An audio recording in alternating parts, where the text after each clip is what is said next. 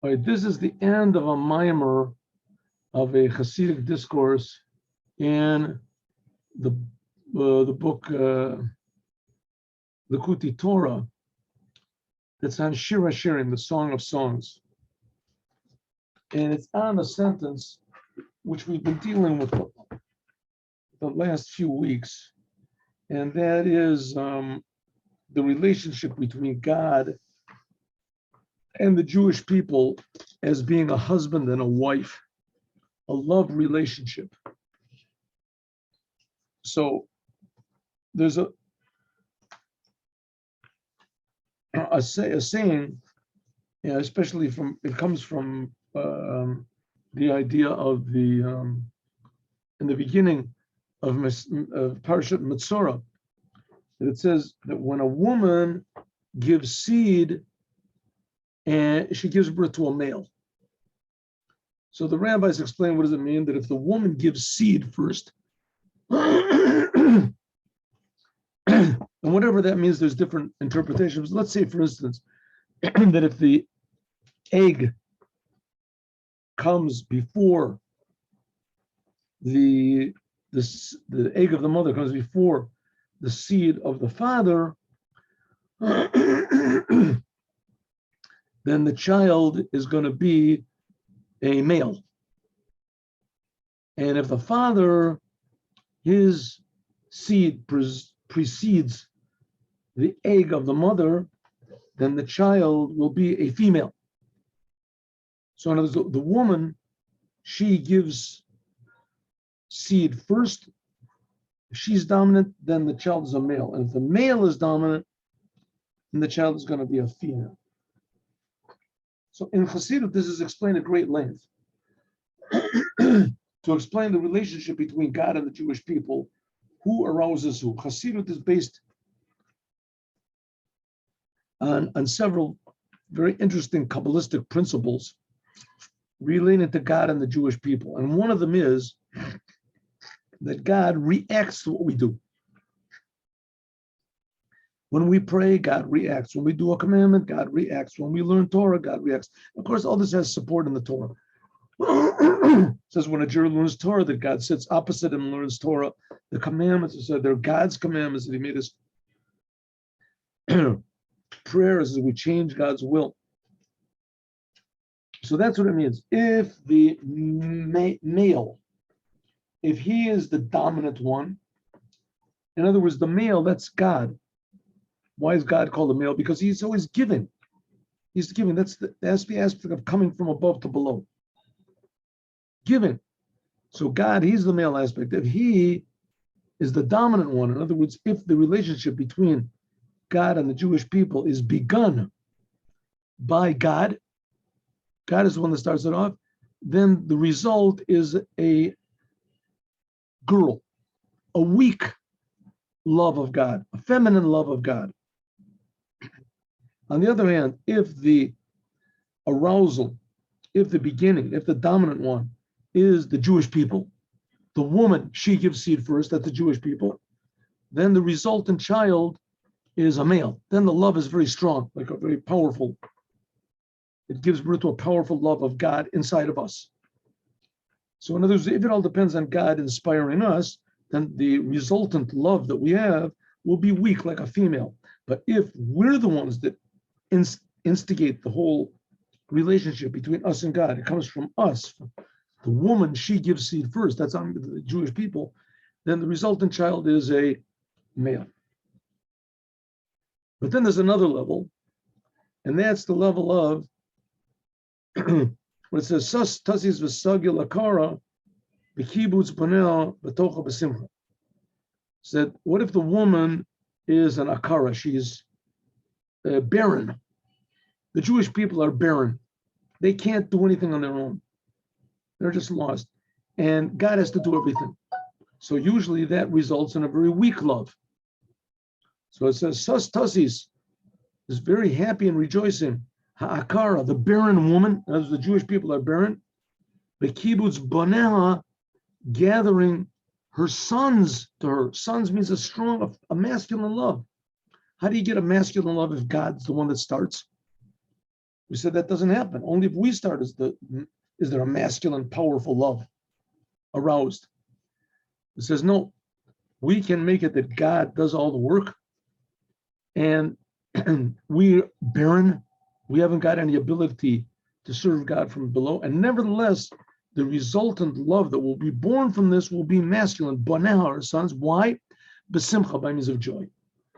If we have happiness, if we're happy, despite the fact that we're barren, and despite the fact that we have no idea what God is and that we can't arouse ourselves, but nevertheless, we're happy just that we're trying. We're happy just the fact that we're Jews. We're happy that we're able to do the commandments, even though it's no feeling. The happiness that we have, that changes the whole thing. The result is a powerful love of God and a powerful attachment to the Creator. And that's what we're learning here. All right, here we go. Now, get my pointer over here.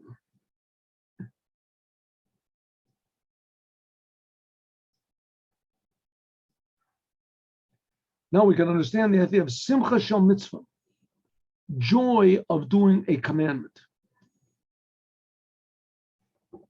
Now, just incidentally, what is the idea of being happy that we can do a commandment? Here we're saying, it's talking about the Jewish people are in a very sort of uninspired state. And they've got every excuse to do it. We're in exile for so long, it doesn't seem that it's going to end. So things are pretty depressing, and we don't see any result from what we're doing. So it says, nevertheless, to be happy. What are we happy about? It says, well, one thing that you be happy about is, and that when you do a commandment, it makes God happy. When you do a commandment, it makes God happy. The commandments are God's will. So we see God has human characteristics. He's got will. The commandments are God's will. It doesn't make any sense because God is infinite, but that's the fact. That's the whole idea of the Jewish people in the Torah. We do God's will. And when a person actually does do God's will, in other words, he does the commandments, then that makes God happy. It says, Nachat Ruach, Reach Nichoach. Remember, we learned a mimer about that. And that's the only one that really reveals God, is the sacrifices. But really, all of the commandments, they really give God happiness, pleasure. When we know, at least we believe, that we're giving God pleasure from our commandments, that should make us happy. And we're connecting to something infinite, something real, something permanent. So when you do a commandment, you don't really know what's going on. I mean, it's something infinite is happening, something eternal, right? If you make $1 million in some business deal, or you build big buildings or whatever, so the buildings are here and they go tomorrow. But you do a commandment, little do you know that the commandments are eternal. I mean, we don't even have any idea what eternal is. But the fact is, the commandments are eternal. Okay. So that should give us happiness. When we are happy, this happiness of the commandment. Kihine simcha, joy, when a person is positive and they say he's looking forward to life, flows with life, that's joy. Who gilui ahel, and this reveals what's concealed. Like a king. A king usually sits in his inner chamber on his throne very high. In order to get to the king, you have to go through all these guards and these different rooms and antechambers and courtyards and things like that. The king sits hidden in the inside. Kikol kavodo panimi, because all the greatness of the king is the king doesn't wander around the streets. His greatness of the king is that he sits in his throne room and his throne elephant. But when the king is happy, mitro'eh, then he reveals himself, mitgaleh, and he is advertised, l'kol, la'in kol, in front of everybody. If the king his son gets married, he comes out, oh, the king is great. Kiyine, a mitzvah, all the commandments, shorsham mi'od mal. We're going to understand what does it mean, the happiness of a commandment. The commandments, their source is very high.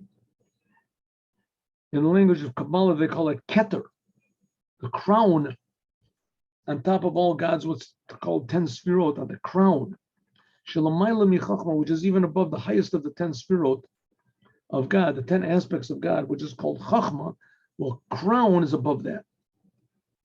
But to get to the essence of God's crown is never revealed. The commandments are God's crown. That's God's will. But the essence of this, the essence of God's pleasure, is not revealed at all. We do the commandments because God commands us, and that's enough, right? It says, well, yeah, I mean, it's sort of, you're right, it is sort of enough, but that's not the whole picture. Don't think for a second it is. Well, we're doing the commandments, even if we understand the reasons of the commandments, the Kabbalistic reasons, all that is only the external of the commandments, because the commandments come from the inside of the Creator, higher than even the creation itself. Hine, Bechinat Gilgolta.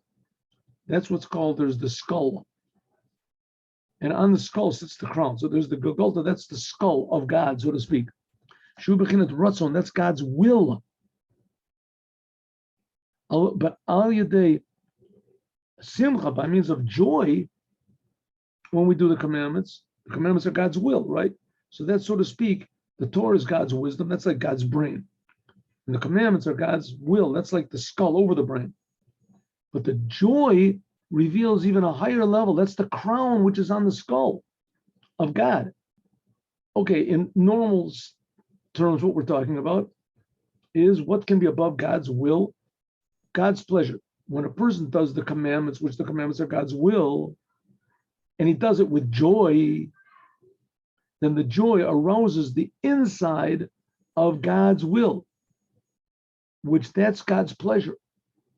Look, and then therefore, by means of this, by means of our happiness, doing the commandments, knowing that our happiness has this reaction by God, then this reaction of God reacts to us also. I mean, God is creating the whole world. There's nothing except for God. I mean, God knows how to hide himself over and how to articulate himself and create a world. But really, there's no existence except for God. So when God is happy, everything is happy. It's the revelation of what's called the inside of God's crown. And this is what we were talking about before. We said that the day of the giving of the Torah, that God crowned, the Jews crowned God. Remember we learned that? This is the crown that his mother crowns him. So to speak, the Jewish people become like the mother of God. They arouse the essence of God. Like it says, Aim Abanim, the mother of the children, Smecha is happy. Through this happiness, it gives birth to Banim. Yismechu B'cha Yisrael. The Jewish people put happiness into God. And also they are happy with God alone. Yismechu B'cha. By means of us being happy when we do the commandments, this arouses God's pleasure. This is the crown which is higher than God's will.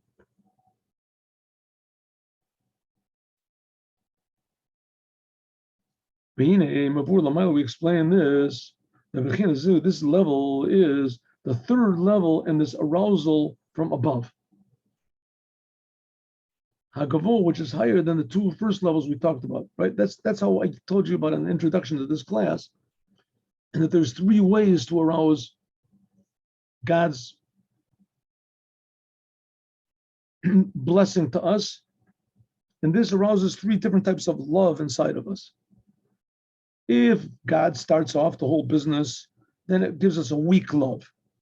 That's level number one. The man is the instigator. God. If we're the instigator, we're the dominant one, and then God reacts to us. If we're the instigator, that's the feminine. She comes first, then that gives to a stronger love, male. But the third level is that by means of our happiness, that's the third level. This is the third level.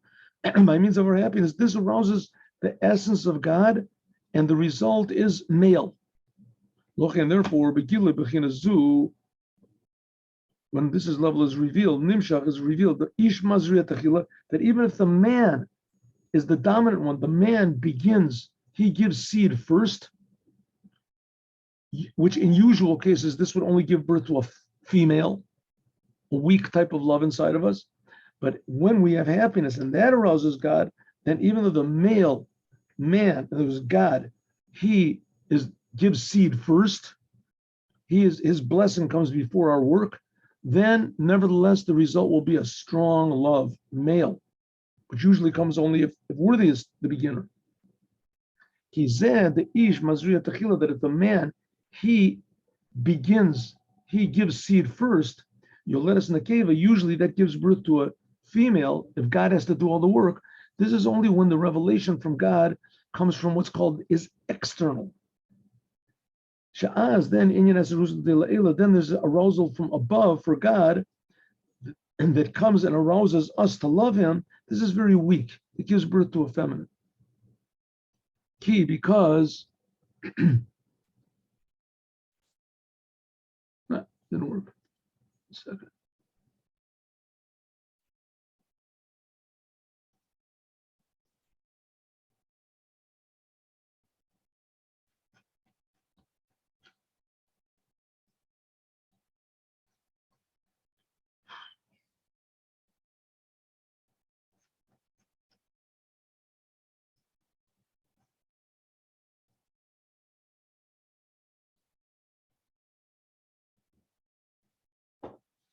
Excuse me 1 minute.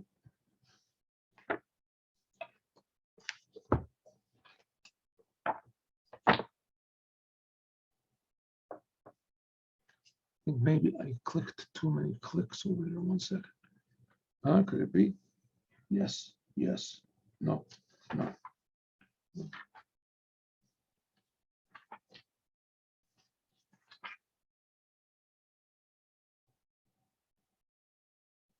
One second.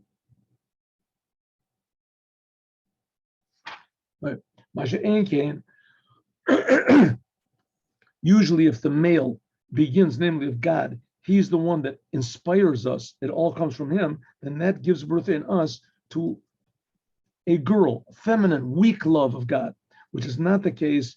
Usually that's what happens when God, he's the beginner, but which is not the case if God, the reason he begins is because of our joy that we have when we do the commandments. Then there's revealed a revelation from God, which is above any sort of possible arousal that we can do. This comes from really God's inside. This is higher than any sort of arousal from above that comes by any other sort of arousal from below. So again, what's this arousal from above or below? What are we talking about? When the Jewish people pray, when the Jewish people learn the Torah, when the Jewish people do the commandments, when they do this, God reacts. When the Jewish people, what they do is called the arousal from below. On the other hand, the Torah and the commandments, that all comes from God. Of course, the reason God gave these things is so that we'll do them. But nevertheless, if it all comes from God, and it's all a gift from God, if we do it just because God gave it, and we don't participate at all on our own, then if God is the one that begins, then the resultant love that we have is very weak. We didn't invest anything in it. But there are some times when if God is the beginner, the love is tremendously powerful. And when that's if God's love comes as a result of our joy. And therefore it gives birth to a male. That's what it means, sas tasis v'sagal akara. That's what it means, rejoice, rejoice. The barren woman, b'kibbutz bonel b'tocha Simcha, gathering her sons to her. Because even though the Jewish people are barren, we don't have a heart to serve God, but we can be in happiness. And this happiness does a better job than anything else could possibly do. It arouses the essence of God, and that then gives us a tremendous love and appreciation for the Creator. So now, according to this, we can understand what it says, Ba'atara, she'atra lo imo. It says, King Solomon said that the day of God's wedding, says that God's mother put a crown on him on the day of his wedding, on the day of the giving of the Torah. All the holidays, Pesach. God took us out of Egypt. He did it all himself, right? Sfirat Omer. God counted the Omer. That's us doing it from below to above. Shavuot, the holiday of Shavuot. When God gave us the Torah, that's the day of God's wedding. Shavuot.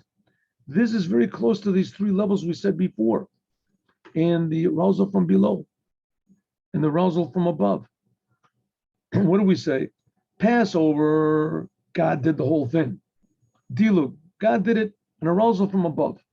That's the first level, that God does it all. The result is very weak. But it's not an inner revelation of God like it was when God gave the Torah. And in Mount Sinai, God spoke to the Jews, it says face to face. Okay, so first of all, we have God doing the whole thing on his own. That's the male aspect beginning. That's Passover. After the first day of Passover, then they started counting the Omer. That is our work from below. That's drawing God down because of our work. We do it. That's like the feminine aspect. Refining the animal soul from above, from below, sorry. That's the whole idea of bringing the barley offering. Barley is an animal food. These are the 42 days of counting the Omer. That, so to speak, is the work from the feminine side. But then after that, on the 50th day, that's God's wedding day. That's when the 50th gate of understanding was revealed. That's above. This is a revelation which is above anything that we could do on our own. As high as we said it is, when the Jews, they're the ones that begin, then the resultant the love that we give, that God inspires in us, is called masculine, a masculine love. But and if we have happiness, then it says arouses from the essence of God. That's the idea of Shavuot, the giving of the Torah. That is B'yom Shlishi, B'yom HaBoker, B'yot HaBoker. It says on the third day, when it was in the morning, it's like it says in Midrash Rabbah, that this was the whole idea of the third day of the raising of the dead, Yekimenu. A tremendous revelation of godliness, the essence of God, which comes because of this wedding day, the happiness. Alkin, therefore, ain't no spirit, there's no counting of the 50th day in the spirit of the Omer. The revelation on the day of the giving of the Torah, God's wedding day, comes from the inside of God's essence. So this can be aroused by our happiness. That's why that day we got the Torah is called Simcha Libo, the day of God's happiness.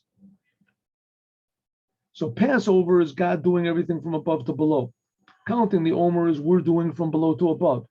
And Shavuot is also God coming from above to below, but it's as a result of our happiness. Moshiach, which is not the case in Passover.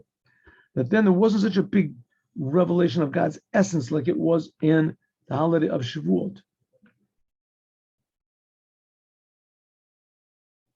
That's the whole reason that Shavuot, the holiday of Shavuot, unlike the other holidays, which are 7 days, 8 days, the holiday of Shavuot is only 1 day. Why? Because Kashura de la'ela Reisha v'Gilgalta v'Mocha, that everything is attached one together, one bundle. Like we said, all these levels, the head, the skull, the brain. Let's see what this means.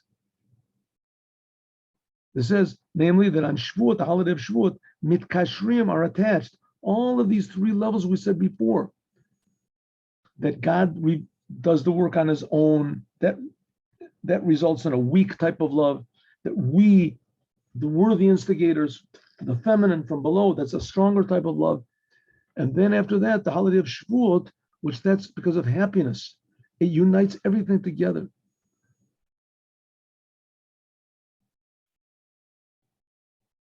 Okay, other places explain a little bit differently, but that's sufficient for us tonight. If we can only fulfill this happiness of the commandments, we draw down a tremendously high level of God that's something like the raising of the dead, something like the giving of the Torah. That's why when the Torah was given, there was no more death in the world. It was pure happiness, joy, and life. And this all comes by us beginning and doing the commandments in a happy way, with the realization and the understanding, and at least the belief that when we do commandments, it makes God happy. And that should make us tremendously happy. And that happiness of ours breaks through everything. It churns everything around, changes the whole world. As we'll continue more, God willing, next week. Shalom u'bracha. Thank you very much. My pleasure very much. Shalom. Shalom, shalom.